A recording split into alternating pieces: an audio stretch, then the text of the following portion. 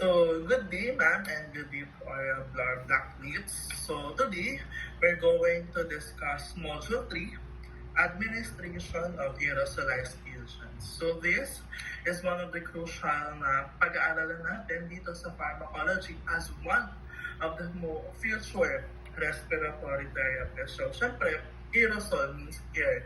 Aerosol therapy. Meaning po, not lang people and everyone.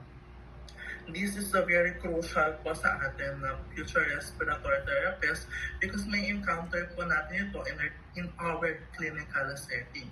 So later on, madidiscuss po natin si small volume nebulizers, pressured meter dose inhaler, and dry powder inhaler. So mamaya, as we go on, marirealize natin kung saan nga ba ginagamit itong mga aerosol therapy and kailan natin siya ginagamit on our clinical setting or home-based or therapeutic purposes. So now, I'm calling Ms. Ayan Gagno to officially start the administration of aerosolized agents. So, good day everyone. To start our discussion, I will be first discussing the principles of aerosolized drug therapy. So first, let's talk about aerosol therapy. Aerosol therapy refers to the delivery of aerosol particles to the respiratory tract. So pag sinabi natin aerosol, it means very tiny liquid or solid particles that are suspended in air. So para siyang mist na may kasamang gamot, kaya instead na sinaswallow natin yung drug or ini-inject natin, the patient just inhales it. And the medicine goes directly sa lungs natin.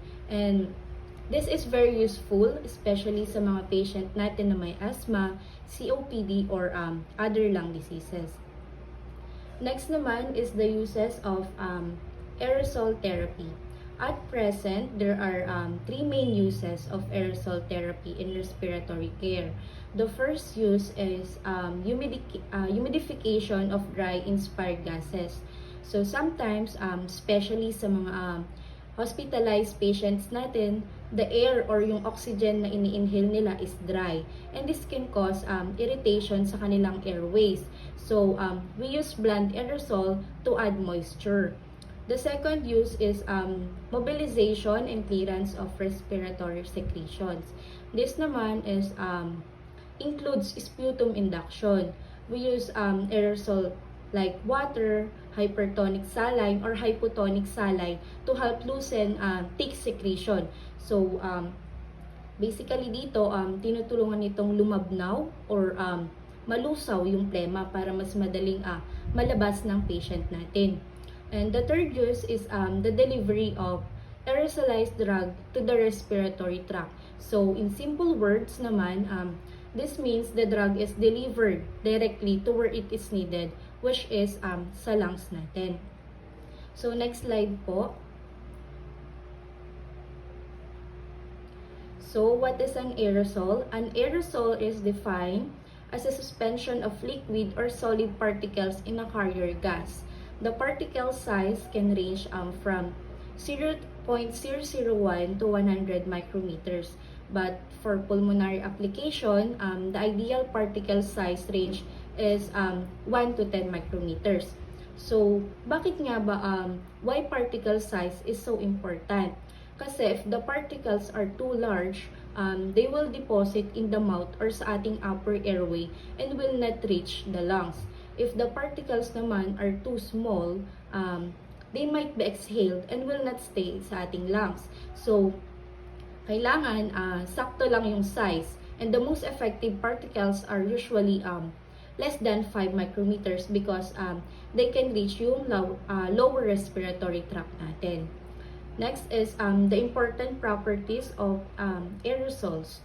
Dito naman, when we talk about aerosol therapy, there are three important properties that we need to understand because this affect how effective the treatment will be.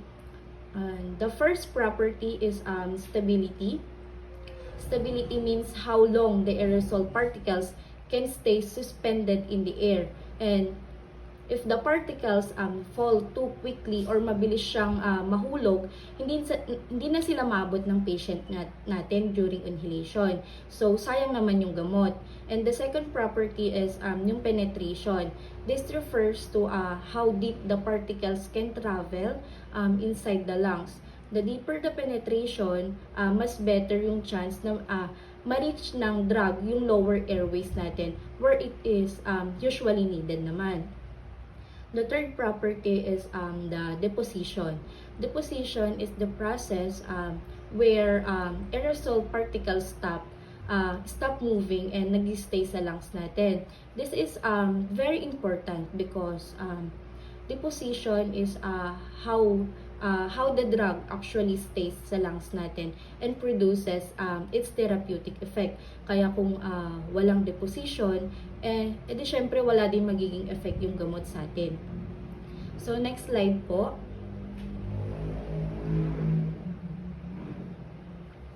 Next is the MMAD and the particle size. One of the most important factors na nakaka-affect how well aerosol reach the lungs is yung particle size natin. And this is best explained by the mass median aerodynamic diameter or yung MMAD. MMAD refers to the particle size that divides the total mass of the aerosol in half. This means that 50% of the drug mass is made up of particles larger than the MMAD, and the other 50% is made up of smaller particles. So, yun nga, sabi ko nga kanina, the particle size of interest for pulmonary application is in the range of 1 to 10 micrometer, and the fine particle fraction naman is considered to include particles less than 5 micrometer. This is important kasi nakadepende yung therapeutic effects sa mass of the drug and hindi lang sa number of particles. Kahit maraming small particles, if most of the drug mass is found in larger particles, the medication may not reach the lower airways. That's why when we choose an aerosol device, we look at the MMAD kasi it will help us to determine whether the device is more suitable for treating the upper airways or the lower respiratory tract. Next is the aerosolized devices. Aerosolized drugs are delivered using different devices such as meter dose inhalers, small volume nebulizer, and dry powder inhalers. Before, these devices were not very efficient. Only around 10 to 15% of the drug dose usually reached the lower respiratory tract, and most of the medication was lost sa ating mouth or na-exhale ng patient natin. However, newer aerosol devices are now more advanced and they can deliver around 30 to 50% or even more of the drug dose sa lungs natin. So, aside from choosing the right medication, it is also very important to use the right device and to apply the proper inhalation technique. So, next slide po.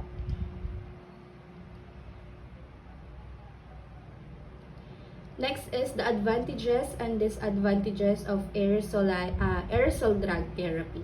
Aerosol drug therapy has several important advantages.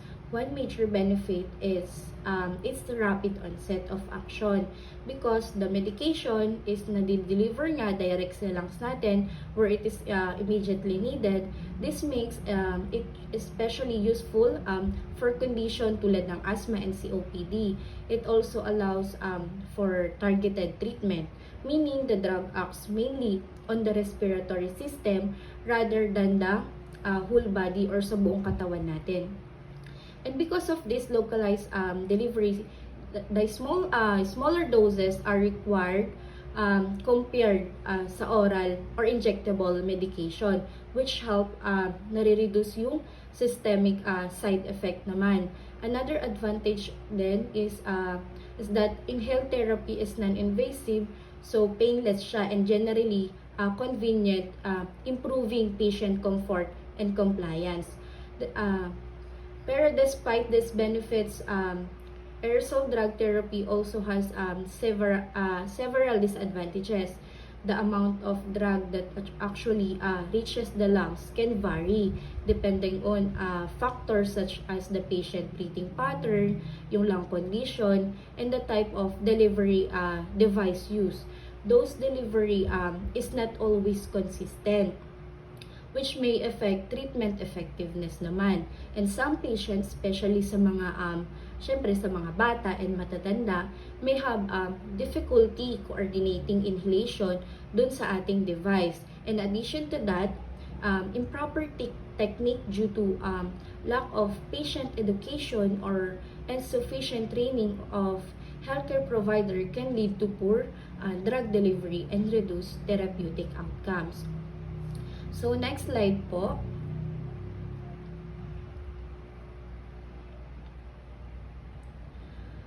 Next is the particle size and lung deposition. Particle size is a major factor that affect where aerosol particles deposit in the respiratory tract. Basically, ang sinasabi lang dito, kung gaano kalaki o kaliit ang particle, doon din siya madalas nagde-deposit. And the respiratory system acts kasi like a filter. And as air move from the nose going sa ating lungs, paunti ng paunti nakakalusot yung particles. And the upper airway, including ang ating nose and mouth, as I said a while ago, it acts as a natural filter. And because of this, particles that are larger than 10 to 15 micrometers are always deposited sa ating nose and mouth, and hindi na niya naabot yung lungs natin. While particles with the size of 5 to 10 micrometers, usually nagde-deposit naman siya sa ating upper airway and early airway generation. These particles are relatively larger and mas mabigat siya. So they tend to impact and nag-stick siya sa ating airway wall habang humihinga yung patient. And because of this behavior, larger or coarser particles are more useful for treating the upper airway, such as yung nasopharynx and oropharynx. And smaller particles naman, especially those with the size of 1 to 5 micrometers, ay mas mataas yung chance nila para ma-reach yung lower respiratory tract natin. And these particles can travel from the trachea down sa ating small airways and lung periphery. Kaya sila yung ideal size for medication intended to act deep inside sa ating lungs. However, it is not possible to determine exactly where a specific particle size will deposit sa ating lungs. Particle deposition depends on several factors such as yung breathing pattern niya natin, sabi ko kanina, and airflow, and also your lung condition, and hindi lang yung particle size. Next slide po.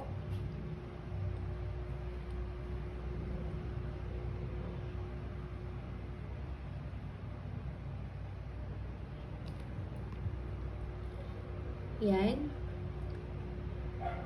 Aerosol particle size measurement. Again, as I said a while ago, aerosol particle size measurement is important because the size of an aerosol particles determines how far it can travel sa ating respiratory tract and where the drug will finally deposit. So, larger particles tend to impact and deposit sa ating upper airway, while smaller particles are more likely to reach yung lower airways natin and lung periphery. The most commonly used method para ma-measure yung particle size natin is yung cascade impactor. Itong device naman na to is mini-measure niya what is called yung aerodynamic diameter, which refers sa particle size based on how the particles behaves in air, such as how it fast it settles and how easily it impacts on surface. It compares each particle to a standard spherical particle with a density of 1 gram per cubic centimeter that falls at the same speed in air. Yung cascade impactor is made up of several stages with progressively smaller openings.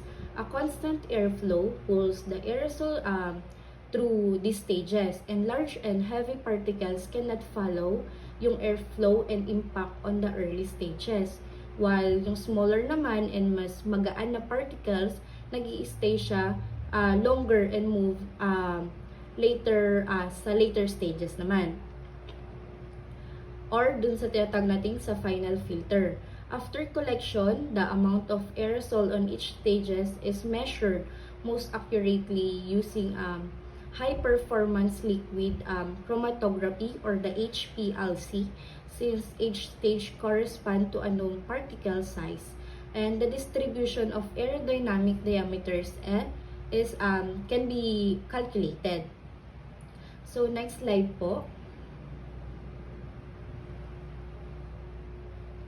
And for the fine particle fraction, before the terms respirable fraction and respirable dose were used to describe particles that can reach the lower respiratory tract, usually less than 5 to 6 micrometers. However, these terms were replaced by fine particle fraction or yung FPF. And fine particle dose or yung tinatawag din nating FPD. These newer terms are more accurate, and they usually refer to particles around 1 to 3 micrometers, which have a higher probability of reaching the upper or the deeper lung areas. Next is the particle size and the therapeutic effects. Particles greater than 10 micrometers, they are mostly deposited sa ating nasopharyngeal and oropharyngeal regions. Kaya they are useful for upper airway treatments. Example in this is nasal spray for perennial rhinitis, such as corticosteroid. Particles naman na 5 to 10 micrometers, this can reach naman yung central airways natin. Although significant deposition still occurs sa ating oropharynx, most standard aerosol devices produce smaller particles than this range.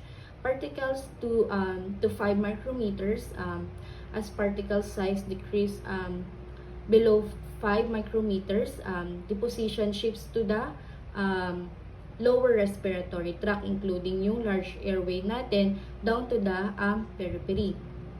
This size can range is ideal naman to for bronchoactive aerosol like beta adrenergic bronchodilators. Studies have also shown that smaller particles improve airflow more effectively than larger particles, because they can reach bronchioles where beta adrenergic receptor are more concentrated. Next is the particle 0.8 to 3 micrometers. These very small particles can reach yung lung parenchyma, including yung terminal airways and yung alveoli natin, maximizing drug delivery to the deepest part of the lung.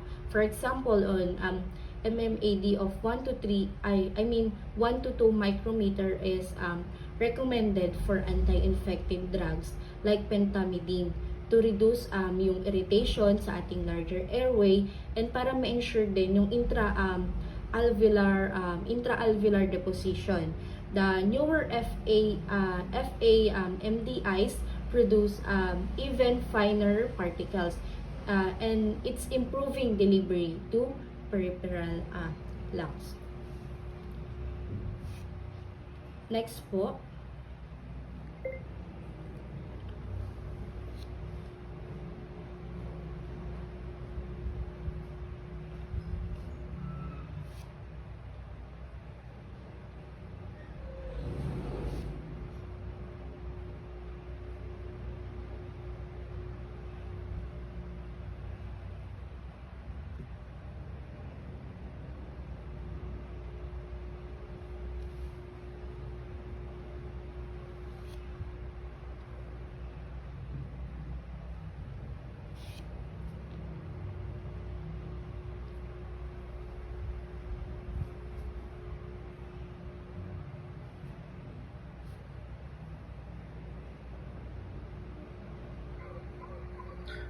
So now we move naman po sa we have the um,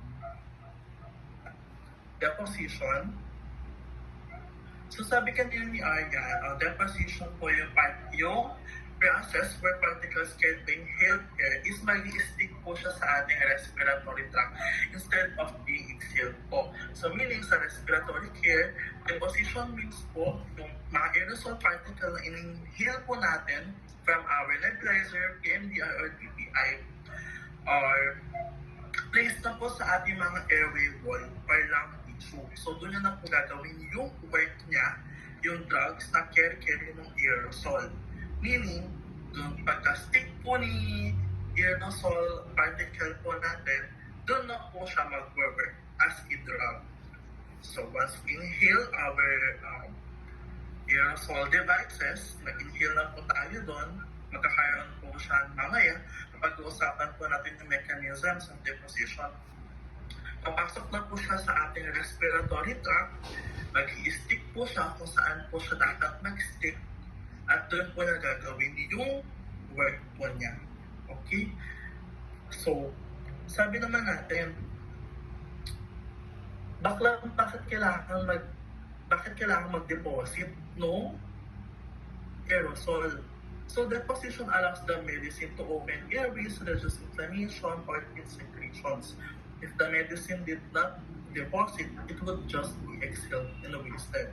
So kapag nag-deposit na po, sabi nga natin kanina, pagka-deposit ni aerosol medicine sa ating respiratory tract, doon na po gagawin yung work niya. Either it is a bronchodilator, corticosteroid, or mucolytics. So kapag sabi ng open airways, it is tawag bronchodilator. Kapag reduce inflammation naman, meron tayong tinatawag na corticosteroids. So kapag nag-thin secretions naman po siya or mucolytics naman ang tawag sa gamot na yun. So kapag hindi nag-deposit yung gamot sa ating respiratory tract kung saan man siya kailangan mag-stick, may exhale lang po natin siya on our next exhalation. So masasayang lang siya. Okay? Hindi na magagawa yung work niya as kung ano nga ba yung purpose na. Aerosol medicines deposits so the drug can stick to the lungs and do its job. Okay po? Okay, so meron tayong mechanisms of deposition. Meron po tayong tatlong mechanisms ng deposition. No? We have inertial, impaction, gravitational, and Brownian. So first po, inertial impaction. Inertial impaction po is a type of particle deposition that depends on particle size and speed. The larger and faster the particle, the more likely it is to deposit by mechanism. So kapag naman inertial impaction po, nakadepende po siya sa laki ng aerosol. So makita po natin, tatandaan po natin na meron pong bifurcation, meron po tayong bifurcation sa ating pababa ng trachea, papunta po ngayon sa lower respiratory tract. Kapag dating ng particle sa ating bifurcation or sa carina, dahil na mabilis si aerosol particle, hindi siya nakakasunod sa hangin na maghihiwalay sa bifurcation. So meaning po, kapag si particle ay malaki at mabilis, hindi siya nakakasunod sa hangin na maghihiwalay. Mag-i-stick po siya sa diretsyo pa gano'n. Magdediretso-diretso lang po siya at doon po siya magde-deposit. Doon po nagagawin yung work niya as as a drug. So because airflow slows down and airway becomes more wider and deeper in the lungs, inertial impaction po mainly occurs sa first 10 airway generation ng ating respiratory tract. Hindi na po siya aabot sa alveoli. Meaning, so they impact in the first respiratory they stick to the airway wall instead. Hindi na po siya abot sa alveoli. Although, doon pa rin siya gagana pa rin siya. Doon may gagawin yung kung ano mga ba yung intended ng gagawin. Sabi natin, kapag bronchodilator, doon siya papaluwang ng airway. Kapag corticosteroid, doon siya magpapa-anti-inflammatory. Gagana pa rin po siya. Okay? Next naman, we have gravitational setting naman, no? So, gravitational setting or tinatawag natin sedimentation is a mechanism of particle deposition that depends naman po sa particle size and time. So, ito, mechanism affects po yung larger particle pa rin, larger particle, pero at slow speed. So, gagamit na po siya ng gravity para pumunta sa kung saan man siya pupunta. The sedimentation po is time-dependent and inspiratory breath hold increases deposition, although very small particles may remain suspended in the air and not settle. So, possible gravity hanggang bababa siya. Aabot siya ng last 5 to 6 airway generation. Okay?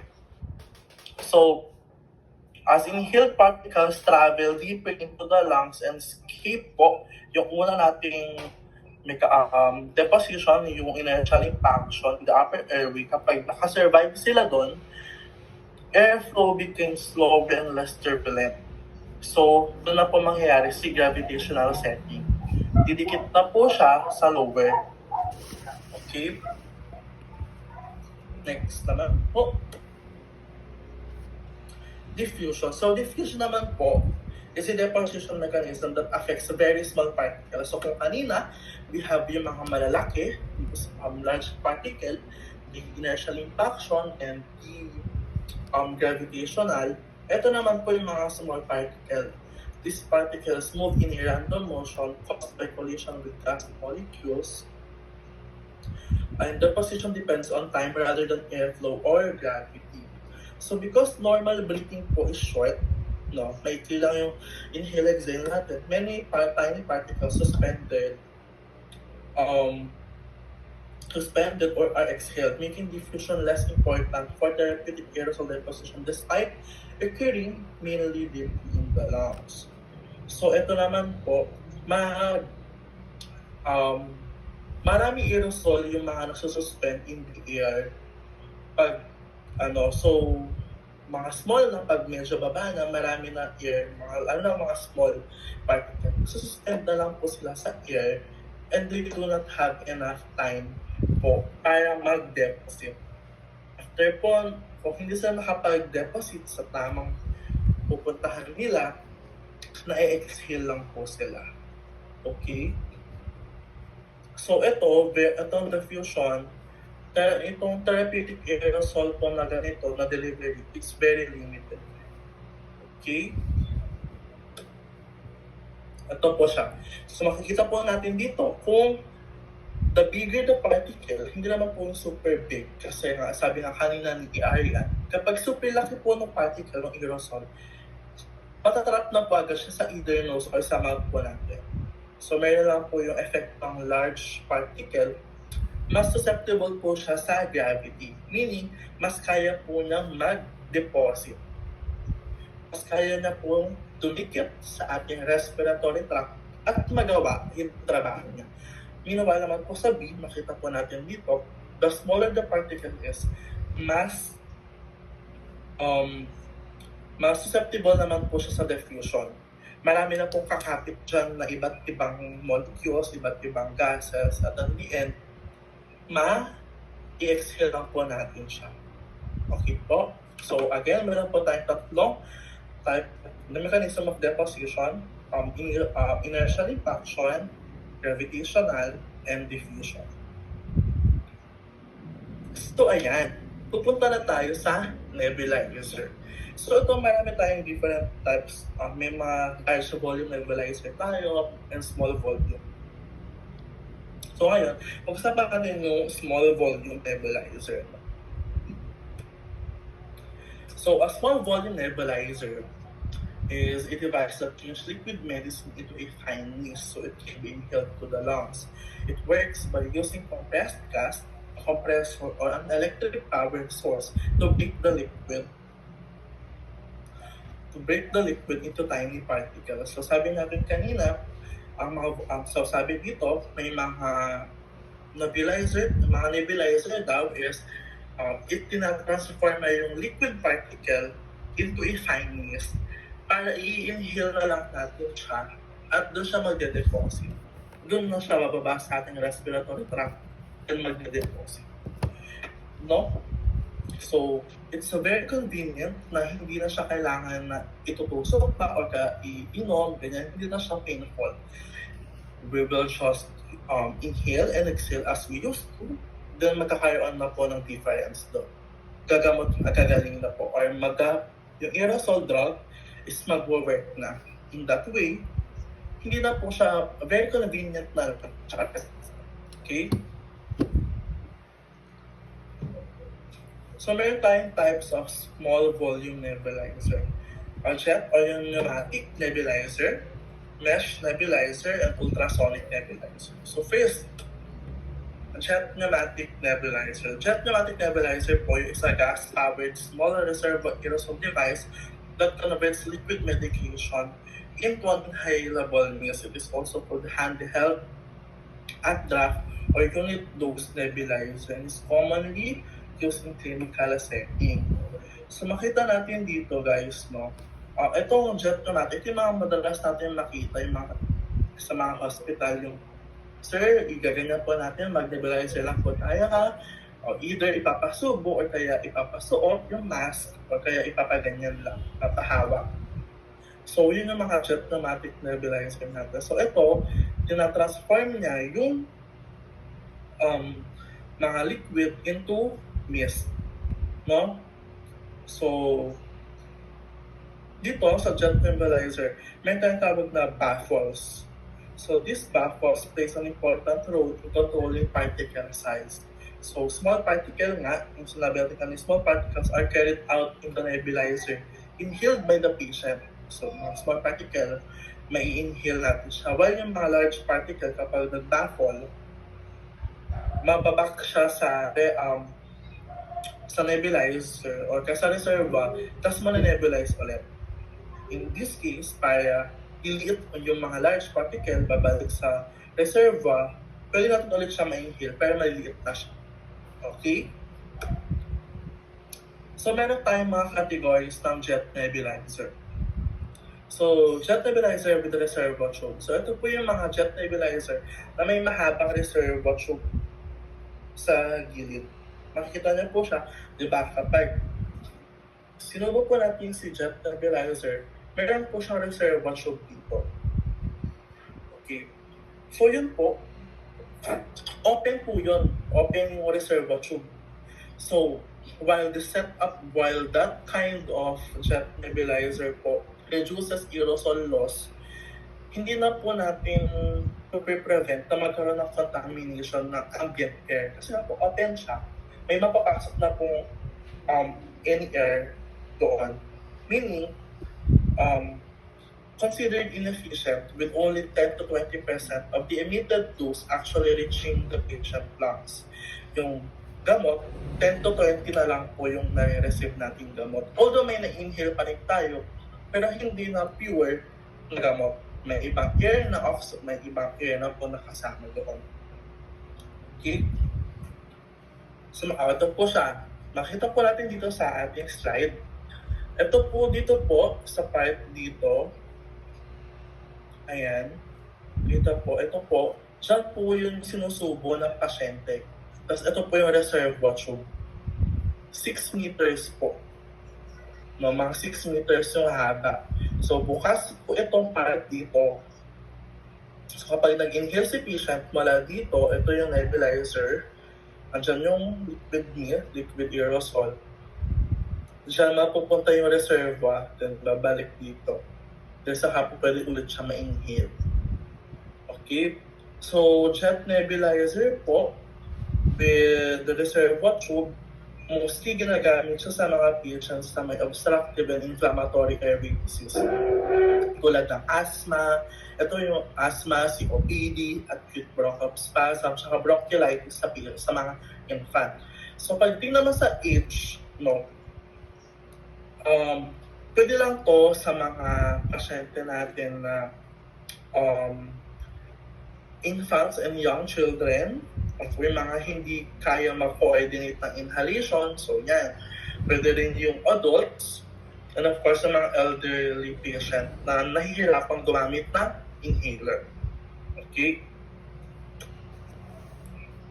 So next naman is yung jet nebulizer with collection valve. So ito na, jet nebulizer naman, pero instead na reservoir tube, meron po siyang collection valve. Meaning, meron po siyang one-way valve. Meron po siyang valve na kung saan, one-way inspiratory valve na kung saan, during inhalation, the patient breathes in aerosol from the collection valve. And from the collection valve, through this valve, and during exhalation, the inspiratory valve closes, and the patient exhales to the atmosphere through a separate exhalation port. So in this case, aerosol po is not wasted during exhalation, making the device more efficient than yung kanina na jet nebulizer with reservoir tube. So of course, makita po natin dito, ito po collection bag must be inflated po. No? Alangan naman po na although syempre ginamit na po ng patient, unti-unti na po may inflate yan. Kapag hindi po nag-inflate yung collection bag, meaning may butas or kaya hindi maayos yung pagkakalagay ng collection bag sa nebulizer. So kailangan natin as respiratory therapist, kailangan po natin i-check. O nag-inflate po ba yung bag? Check natin. Okay? So this type of nebulizer naman are best suited for patients who need improved aerosol delivery efficiency. Lalo na po sa mga may asthma pa rin, COPD, acute bronchospasms, and patients requiring frequent or high dose of aerosol therapy. Meaning, mas mga patient na kailangan ng high dose na aerosol therapy kasi diba kanina yung reservoir tube, nasasayang, konti lang pumapasok na aerosol dose. Meanwhile, kapag collection bag, mas marami. Okay? So naman, breath-enhanced jet nebulizer. So this naman po, it uses two one-way valves to control the direction of airflow and prevent medication from escaping into the environment. Okay? So, although aerosol is generated continuously po, the inspiratory valve opens only when the patient inhales, allowing the aerosol-rich gas to flow toward the patient at the right time. So mag-work lamang po itong breath-enhanced jet nebulizer kapag nag-inhale ang patient, saka lang po may papasok na hangin. Para ma-prevent din natin yung aerosol loss. Para bawasan yung pagkawala pag-deposit niya sa atmosphere. Meaning, kapag nag-inhale si patient, saka lang po lalabas si gamot. At kapag nag-exhale si patient, lalabas po siya sa one-way valve, may expired po siya sa atmosphere.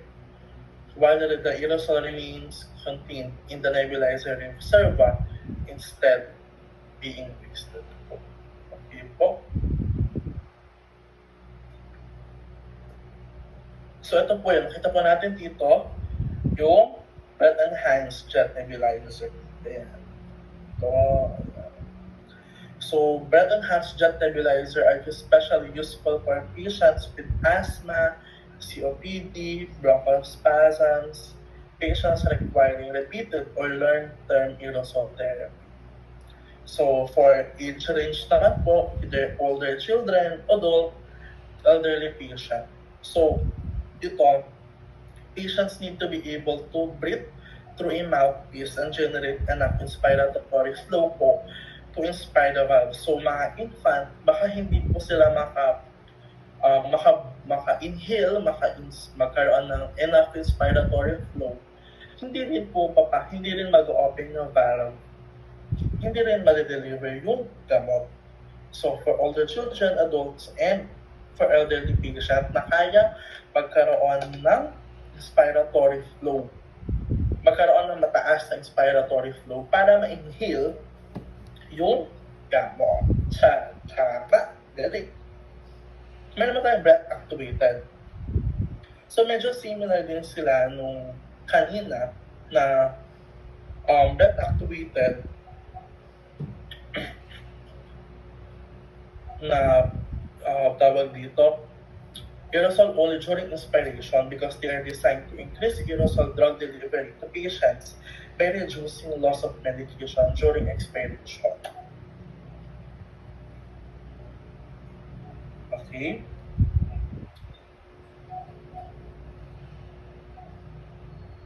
Yan. So meron tayong dalawang type na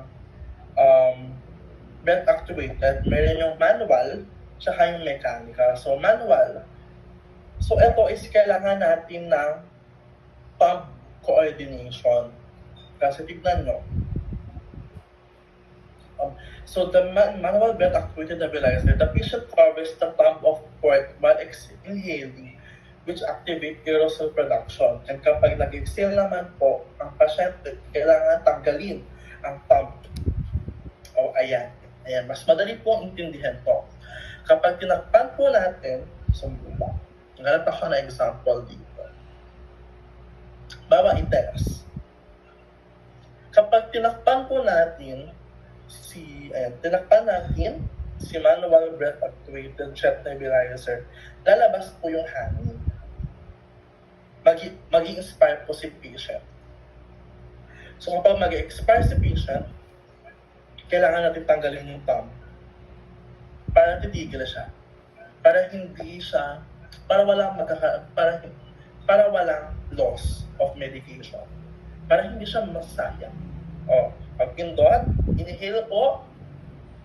Pagtanggal, exhale. Okay? Inhale po, pindot. Exhale po. Tanggalin yung kamay. Okay? Yun. So yun naman, yung manual breath natin na in-hand, manual breath. So mas better siya sa mga patient na tawag dito, adolescents, adult, okay, elderly. Kasi hindi naman kaya ng mga infant na magkaroon-ganon. Okay? Hindi naman alam kung nag-i-inhale yung bata, nag-i-exhale yung bata. So, mas maganda po siyang gamitin sa adolescent na kaya nating turuan. Okay, sir, ading, pasyente, kuya, sir. Kapag inhale, yun siya eh. Inhale, exhale, inhale, exhale. Okay? May naman tayong mechanical breath. So, ito naman, parang ano din siya. Ito naman, itong mechanical naman, kailangan lang ng pasyente na magkaroon ng enough na inspiratory force para matrigger yung nebulizer. Magre-release siya ng aerosol. Okay? So, ito, automatic siyang mag-i-stop during exhalation. So, ang pinagkaiba nila kanina, yung manual, kailangan ng pump coordination. Ito naman, automatic na. Basta mag-produce lang si patient ng enough na inspiratory force. Kailangan nilang huminga ng malalim, malalabas na po doon. Okay? Mag-stop automatically yung nebulizer kapag mag-exhale siya. Okay? Yan. So, tapos na tayo sa jet pneumatic nebulizer. Pupunta naman po tayo sa mesh nebulizer. So, itong mesh nebulizer naman, aerosols that produce medication mist by pushing liquid drug solutions through a in-plate or mesh with many tiny holes. So, unlike kanina sa jet nebulizer, mesh nebulizer po hindi na po siya nagbabaffles. Okay? Hindi na po kailangan ng compressed gas. Instead po, they are electrically powered and create aerosol using either a vibrating mesh or an ultrasonic coin. Yun, yung dalawang type ng mesh nebulizer natin. So, ito, as the liquid passes through these small openings, it breaks into a very fine aerosol particles that can be inhaled into the lungs. Okay po. So yung liquid drug, magiging mist pa rin siya. So ito, active vibrating mesh. So this generates, first type ng ating mesh nebulizer, this generates aerosol by using a thin aperture plate with about 1,000 to 4,000 tiny funnel-shaped holes. So kapag may mga, ando na yung liquid, may electroform sheet sa ibabaw, electroform sheet, and then magva-vibrate po siya. Kapag nag-vibrate, it pushes the liquid medication sa mga tiny holes. Nag-vibrate.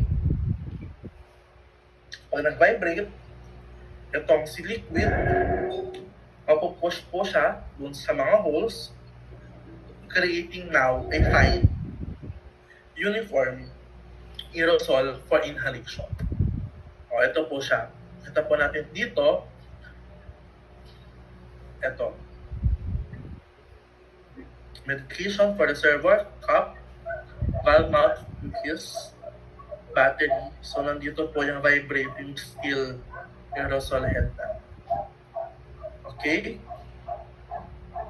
So, itong active vibrating mesh nebulizer naman natin, mostly ginagamit ito sa, tawag dito, mostly ginagamit natin ito sa may mga patient with asthma,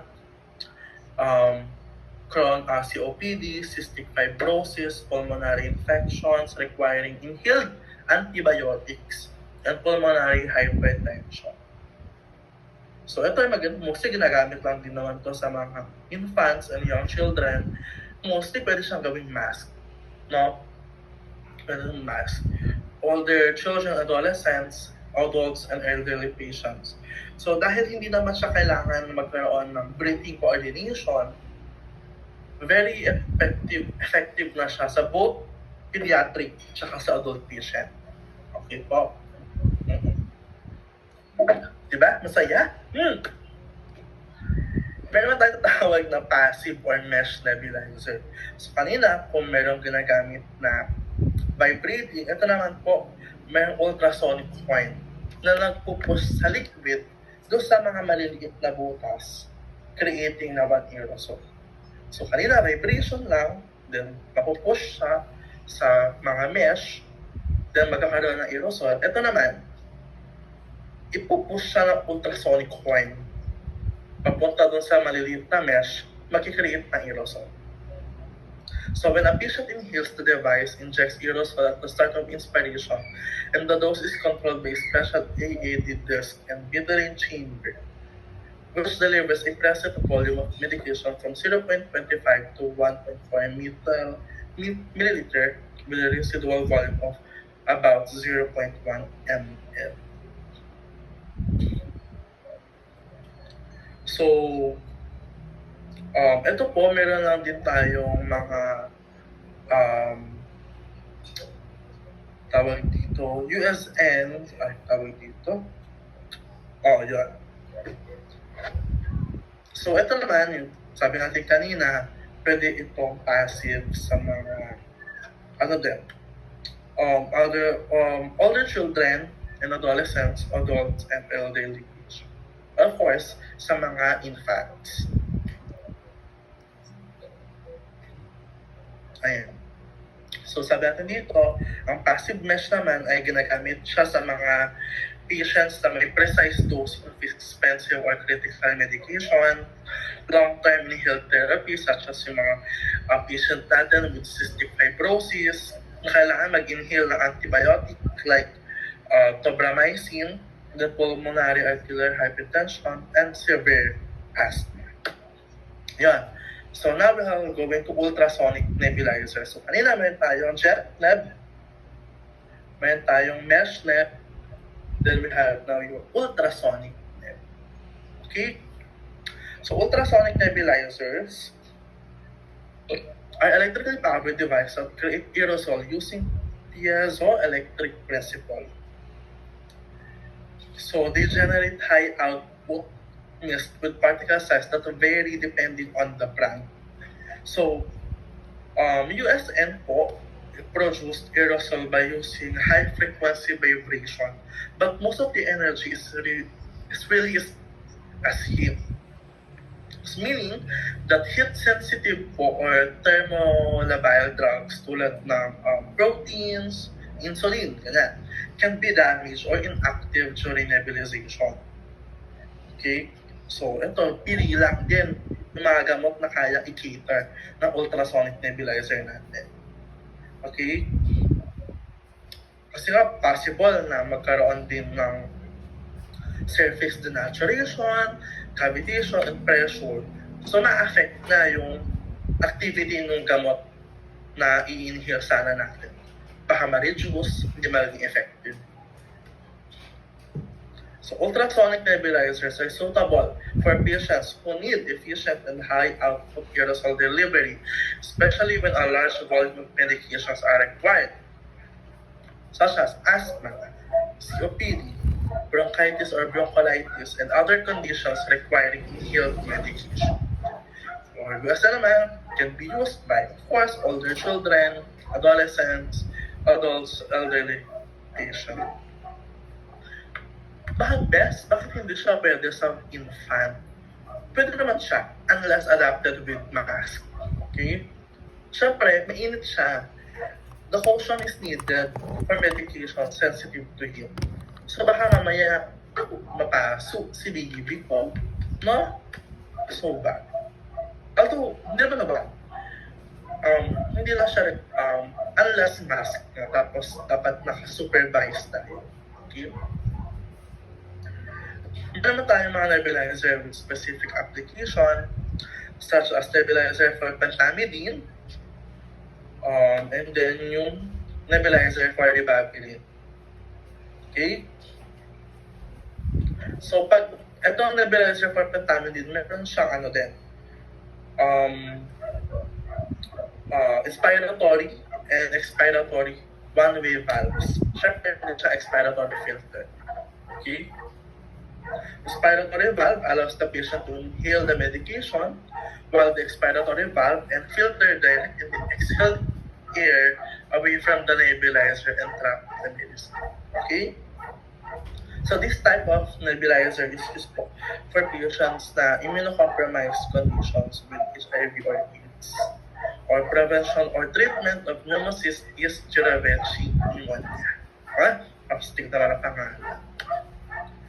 Yung ribavirin administration naman, large reserve nebulizer naman na kaya mag-hold ng tawag dito ng 300 ml of solution, allowing for long periods of continuous aerosol delivery. So SPAG, yun nga, small particle aerosol generator, was specifically designed and used in clinical trial for the antiviral drug ribavirin. So, itong SPAG, specifically designed lang siya for antiviral drug ribavirin. Okay? Ayan. So, for a factors affecting small nebulizer, small volume nebulizer, let me call Miss Precious para ma-explain na ito. Hello everyone. So, we have 6 factors affecting small nebulizer performance. First is the dead volume or the residual volume. Dead volume is the portion of the drug solution that remains in the nebulizer and is not delivered to the patient. A larger dead volume reduces the effective dose. For the dead volume, ito po yung gamot na naiiwan at hindi na nalalanghap ng pasyente.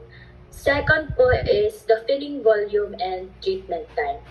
An adequate fill volume improves aerosol generation, ensures complete nebulization, and shortens treatment time. Kapag sapat po ang laman ng treatment, mas mabilis at maayos po ang gamutan. Third is the effect of flow rate and pressure. Higher flow rate and pressure produces smaller aerosol particles and increased the rate of nebulization, improving lung delivery.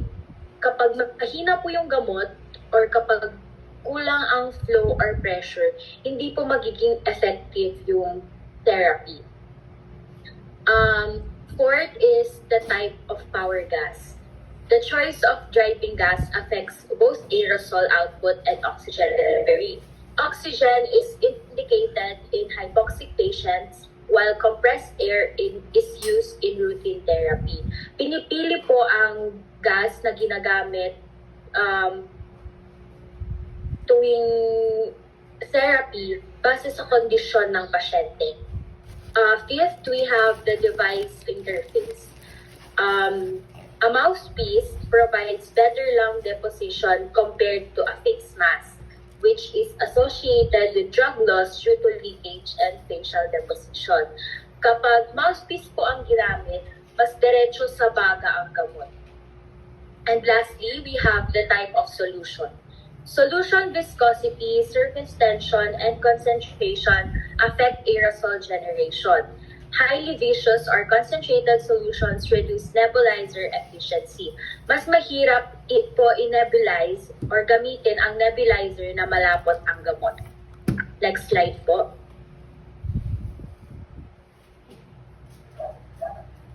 So yun yung mga effect ng factors affecting small volume nebulizer.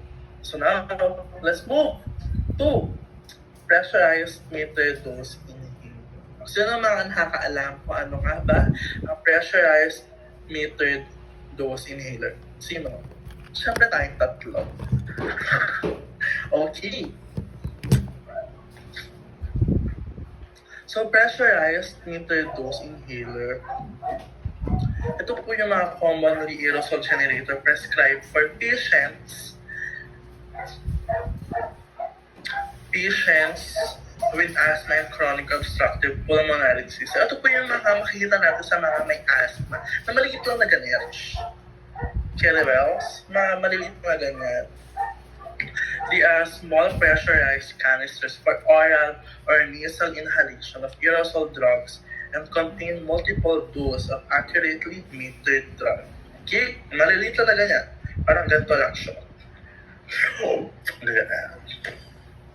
So ito, meron tayong mga components ng mga PMDI. Itong canister, propellant, drug propellant, o yung mixture, yung liquid natin, and drug formula.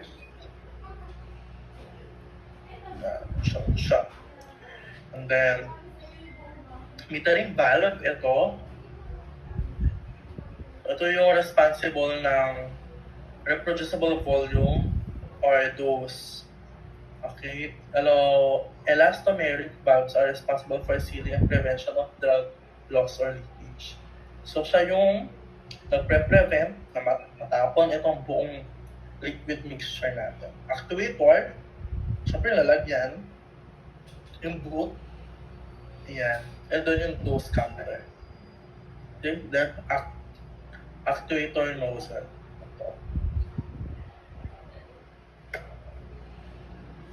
So, ayan yan.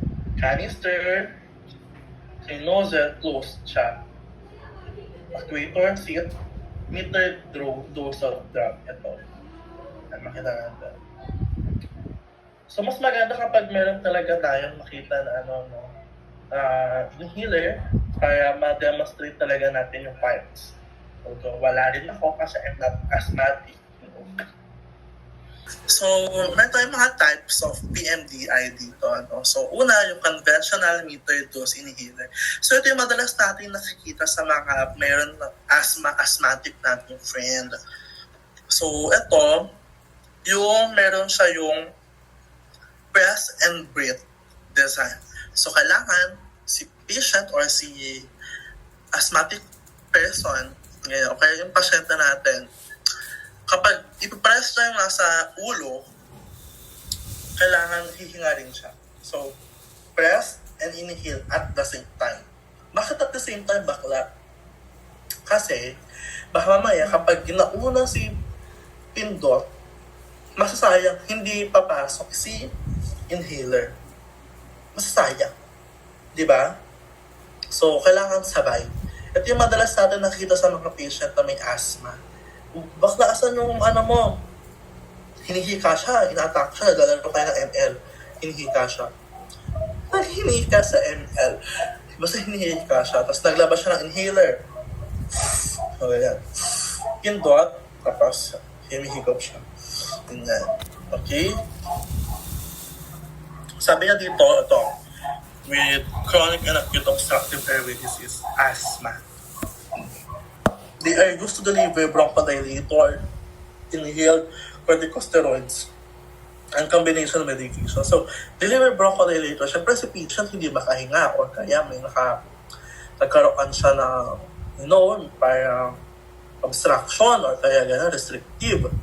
So, ngayon, i-inhale ngayon si patient sa conventional metered dose bronchodilator. Ano yung bronchodilator natin? 2 open airways. Okay.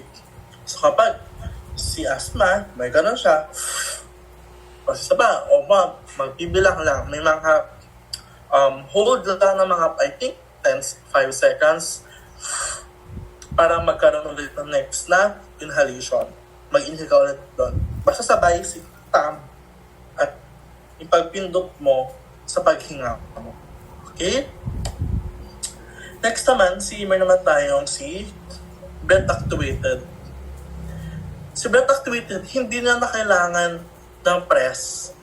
Kailangan lang niya ng enough na inspiratory flow para gumana. So, syempre, hihinga si patient. Kailangan malakas, mataas ang inspiratory flow niya. Para sa ganon, lalabas yung hangin. Manual actuation na siya. Instead of manual actuation, automatic. Na kapag huminga si patient ng mataas ang inspiratory flow, lalabas na yung medication.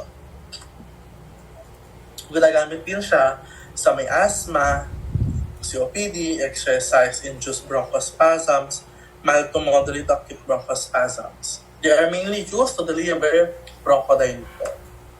Ayan. So, factors affecting metered dose inhaler, let me call on Precious Micah Tominez.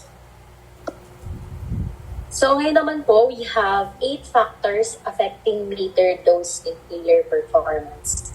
First is the loss of dosage. For the loss of dosage, dose loss occurs due to poor hand-breath coordination, high spray velocity, and deposition in the oropharynx rather than the lungs. Kapag mali ang timing, ang pinaka-karaniwang dahilan kung bakit nasasayang yung dosage. Gaya ng sabi ni Jansen kanina, may specific inhaler or nebulizer ang ginagamit para sa mga infants and adolescents. Para sa ganun, ayos yung flow ng gamot. Second factor is shaking the canister. Shaking is required for suspension formulations to ensure uniform drug distribution and consistent dosing. Kapag hindi po inalog yung inhaler, hindi po pantay ang dosage. Third is timing of actuation intervals. Adequate time between actuations allow the metering valve to refill fully, ensuring accurate dose delivery. Kailangan po hindi sunod-sunod ang pindot natin sa ating mga inhaler para yung buong dose ang nakukuha natin every time ipipindutin natin. Fourth is loss of prime. Loss of prime occurs after prolonged non-use and results in inaccurate dosing. Priming restores proper aerosol output. Kailangan i-test spray muna po natin ang ating mga inhaler bago natin gamitin. Kasi pwedeng, pag matagal mo na siyang hindi ginamit and then gagamitin mo ulit, pwedeng hindi enough or walang vapor ang pumasok sa katawan mo. Next is storage temperature. Extreme temperatures alter propellant vapor pressure, affecting aerosol output and dose consistency. Kailangan yung ating mga inhalers, hindi natin ilalagay sa sobrang init o sa sobrang lamig.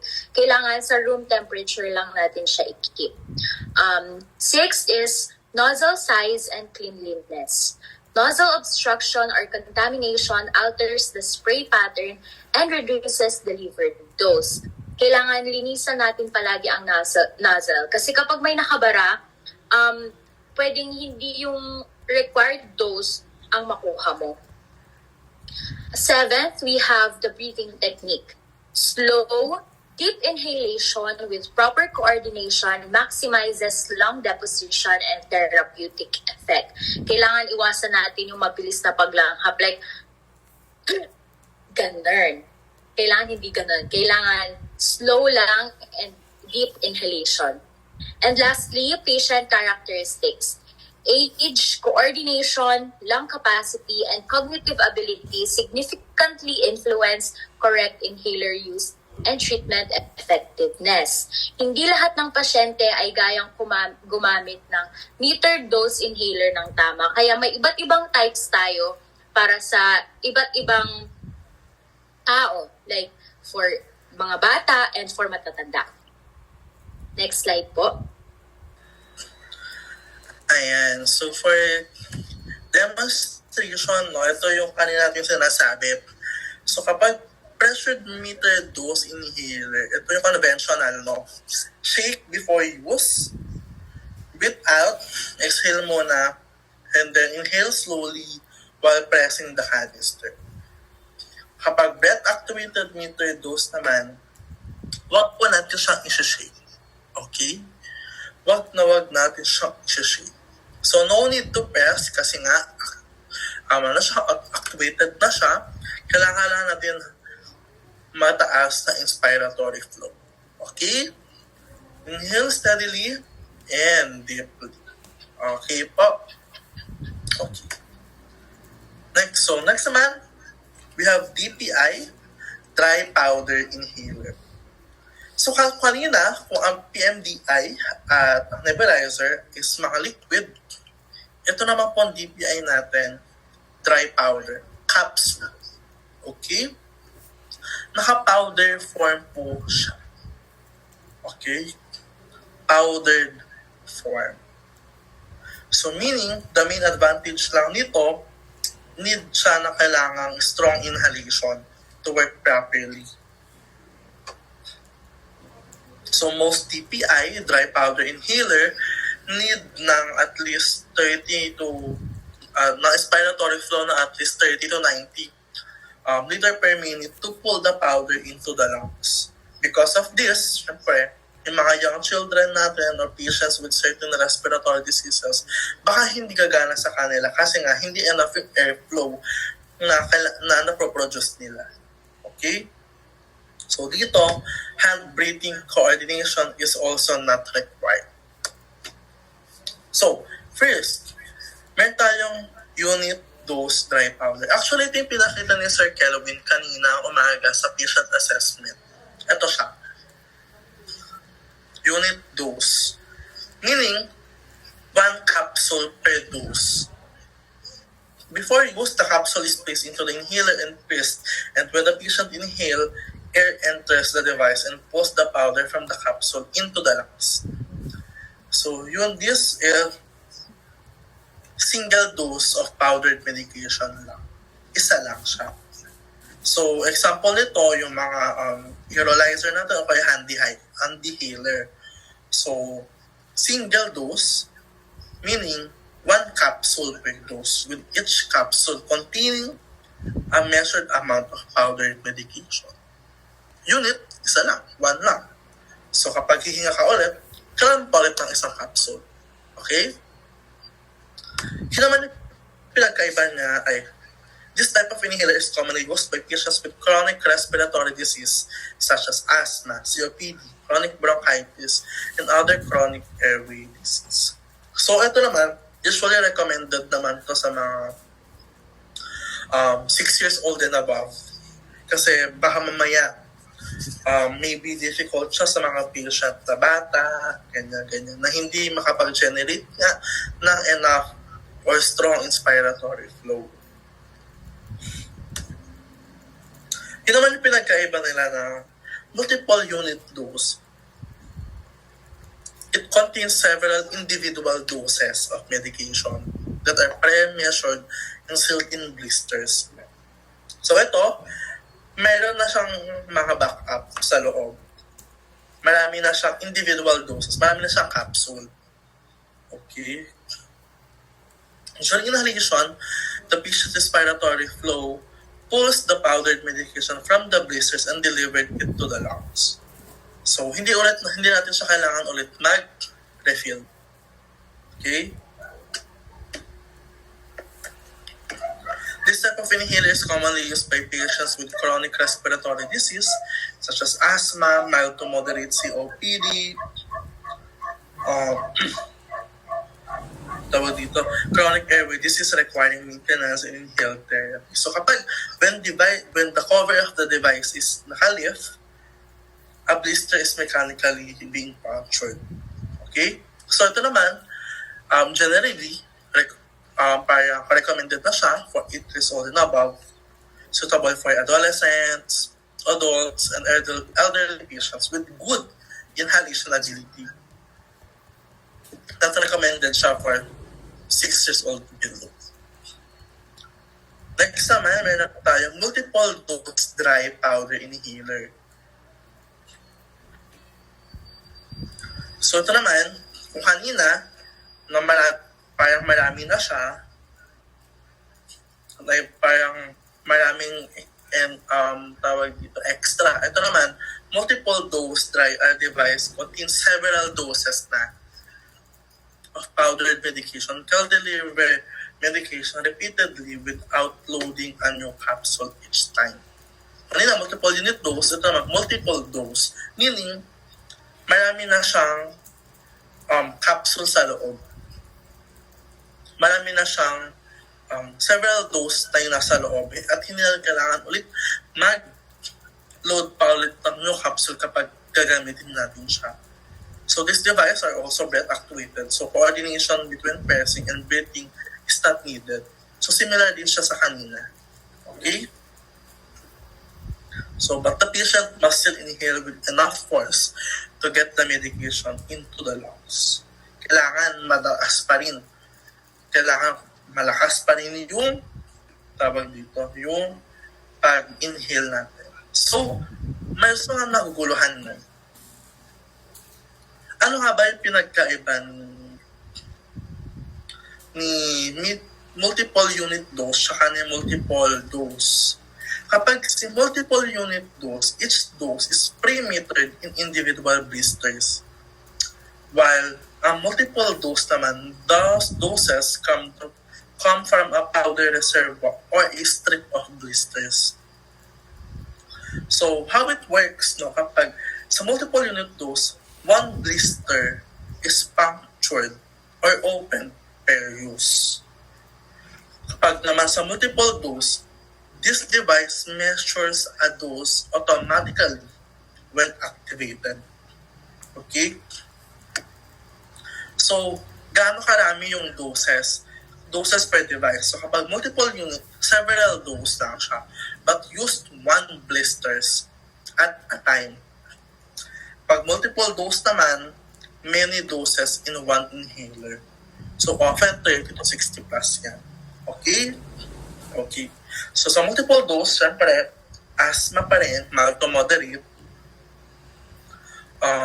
mild to moderate COPD, and chronic respiratory conditions needing a long-term inhaled medication. So, factors affecting dry powder inhaler performance and drug delivery may call on Precious Michael Tomias. Hi everyone, I'm back again. So for the factors affecting dry powder inhaler performance and drug delivery, we have 4 factors. First is the intrinsic resistance. Intrinsic resistance affects airflow through the inhaler and may limit aerosol delivery in patients with weak inspiratory effort. Mas mahirap gamitin yung inhaler kung mahina ang paghinga ng pasyente. Gaya ng sabi ni Jansen kanina, kailangan may strong inspiratory flow para tama yung dosage na pumunta sa lungs ng patient. Second is the inspiratory flow rate. Inspiratory flow rate minimizes upper airway impaction and enhances drug delivery to the lower airways. Kapag mabagal ang paghinga, mas epektibo. Kailangan slow and deep breaths. Third is humidity. High humidity increases particle size due to moisture absorption, reducing lung deposition. Kapag mahalumigmig, pwede yung makabawas sa bisa ng gamot. And lastly, we have clinical efficacy. Clinical efficacy depends on correct device selection, proper inhalation technique, adequate dose delivery, and disease severity. Kahit maganda yung gamot, kung hindi epektibo at mali ang paggamit, hindi niya magagamot yung problem ng patient. Yun lang po. Next slide, please.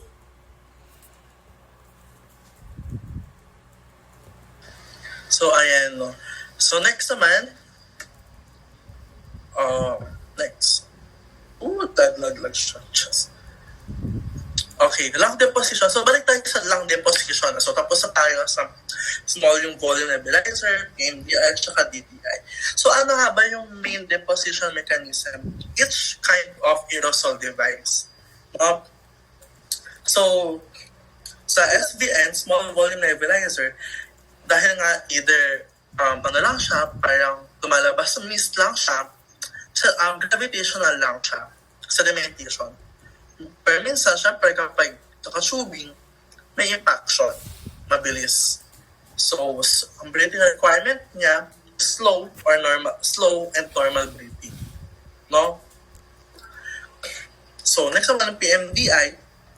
So, diba, syempre, sabi natin sa PMDI kanina, yung conventional and bed actuated. Kapag yung conventional, yung pipindutin, syempre, kailangan natin ng mabilis na paghinga, tataas. So, kailangan natin ng impaction. Kailangan natin ng slow inhalation plus coordination, pero mataas yung inspiratory flow rate. Okay? Para, syempre, magkakaroon ng impact, pupunta siya sa tamang pupuntahan niya. So, DPI, impaction plus sedimentation. So, gravitational. So, mix din siya na kapag, syempre, pag-inhale natin from the DPI, magkaroon ng impact o kaya kapag yung mga small natin, small particle na, yung syempre dry siya, mag-sediment na lang siya. Iikot-ikot na lang siya sa ating o pupunta na siya sa baba, sa lower respiratory tract. So next. So, we move to types of drugs in respiratory care. So sabi natin kanina, ano nga ba yung mga nilalagay natin na gamot sa mga nebulizer or kaya gamot sa PMDI or kaya sa DPI. So we have bronchodilators. So ano nga ba yung meaning natin ng bronchodilators, everyone? Okay. Bronchodilators, it opens the airways used in asthma, COPD, bronchospasm. So example nito is first, salbutamol or albuterol, levalbuterol, ipotropium bromide, tiotropium, formoterol, and salmeterol. Yun. Yun yung mga bronchodilator natin na nagpapalawang ng ating airway. Next, we have naman ng mga corticosteroids. Ito yung mga nagre-reduce ng airway inflammation. So ito, used for long-term asthma control and COPD. So ito yung mga gamot na budesonide, fluticasone, cason ba yun? Cason, ganyan. Beclometosone and mometosone, ganyan. Next naman may combination ng aerosol drug, bronchodilator plus steroid. So ito yung mga ginagamit natin sa moderate to severe naman na asthma or kaya COPD. Flow, parang fluticasone plus salmeterol, ganyan. Severe, ganyan. budesonide plus formoterol o Symbicort. Number 4, mucolytics. Ito naman yung ginagamit natin to loosen yung secretions or para maging thin yung mga secretion natin. Ginagamit siya sa may COPD or kaya sa cystic fibrosis. So, example nito is acetylcysteine tsaka Dornies alpha. Okay? May naman tayo na anti-infective aerosols. Ito yung dalawa kanina. Kung natatandaan nyo, yung nebulizer with specific administration specific lang siya. We have yung pentamidine tsaka ribavirin, yung SPAG. For pentamidine, for pneumocystis, Jirovecii pneumonia. Tsaka yung ribavirin, yung antiviral, yung SPAG, kung natatandaan mo. Number 6, yung pulmonary vasodilator natin used in pulmonary hypertension, nitric oxide o kaya iloprost. Then, yung antibiotics, syempre, mga iniinihil natin antibiotics. Common in cystic fibrosis and bronchiectasis. Ito yung thrombolysin, colistin, aztreonam. Okay? So, ayun. Next. Next. Ayan. So, factors affecting aerosol therapy, let me call on Precious Micah Dominguez. Hi everyone.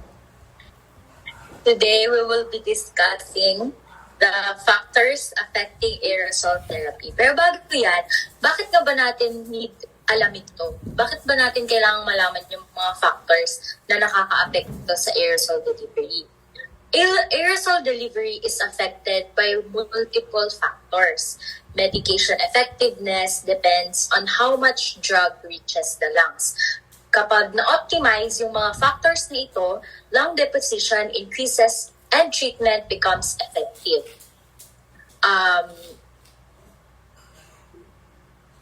And we'll also discuss the clinical application and bakit nga ba kailangan din natin itong alamin. Therapists like us, future respiratory therapists, apply theory to real patient situations. Proper application improves patient outcomes and safety. Next slide po.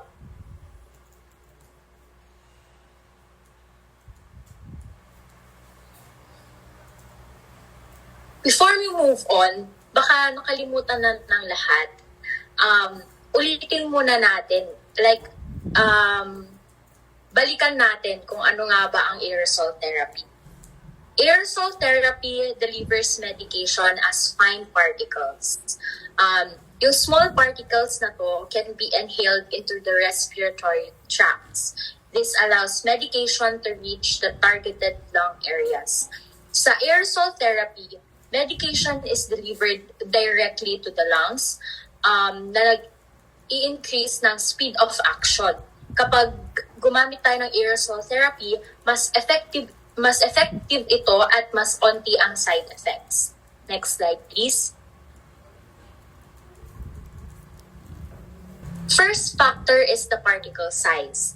Particle size is the most important factor because it determines where the medication deposits. Correct size ensure effective lung depositions. For lower airways, ang particle size na kailangan is 1 to 5 micros lang para ma-reach ang bronchioles and alveoli. Since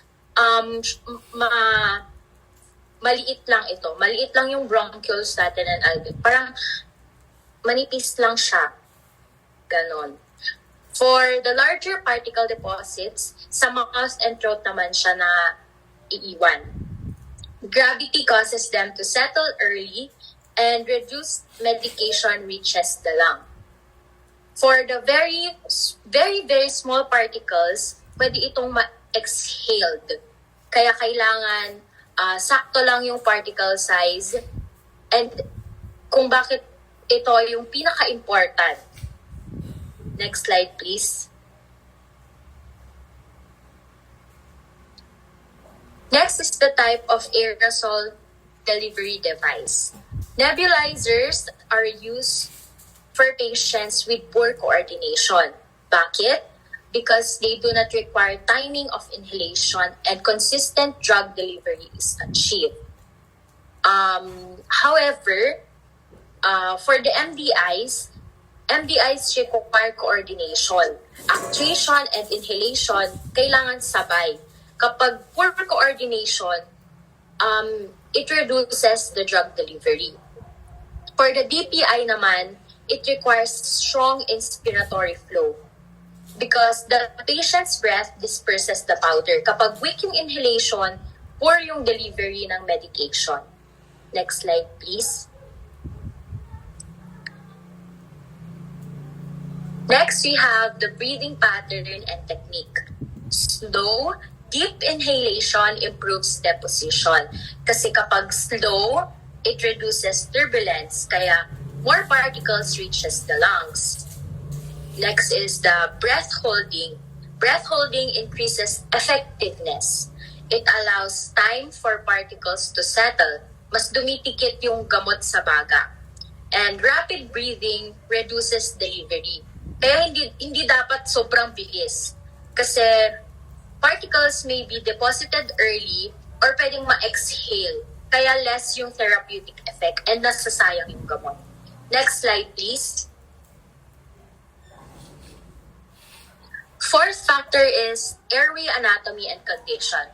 Narrowed airway limit aerosol penetration. Kapag may obstruction, syempre, binablock niya yung airflow.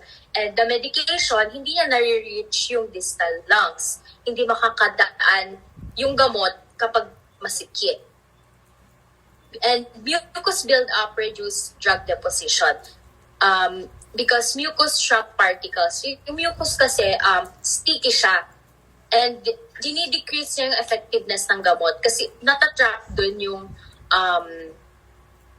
drug. Inaharang niya yung gamot. Next slide, please.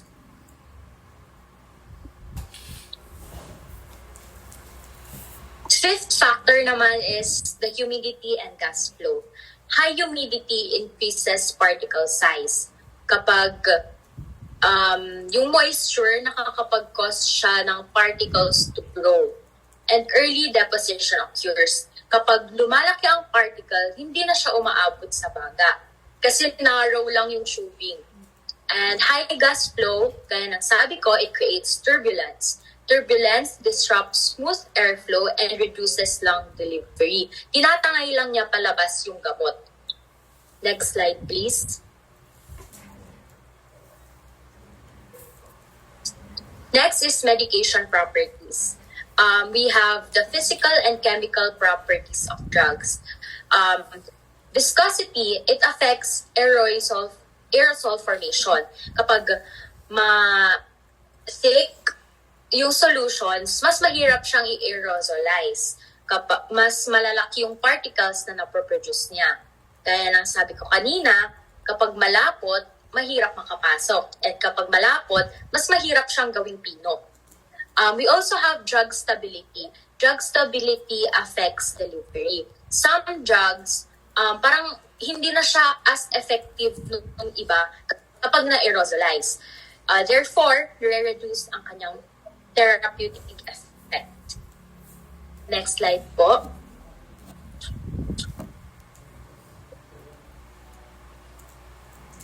Next is the clinical application in respiratory care. Bakit nga ba natin kailangan malaman ang clinical application? Kailangan natin itong malaman para alam natin yung ginagawa natin. Para mas mapabilis yung treatment ng patients. So for the role of the respiratory therapist, assessment, kailangan i-assess muna natin yung patient before therapy.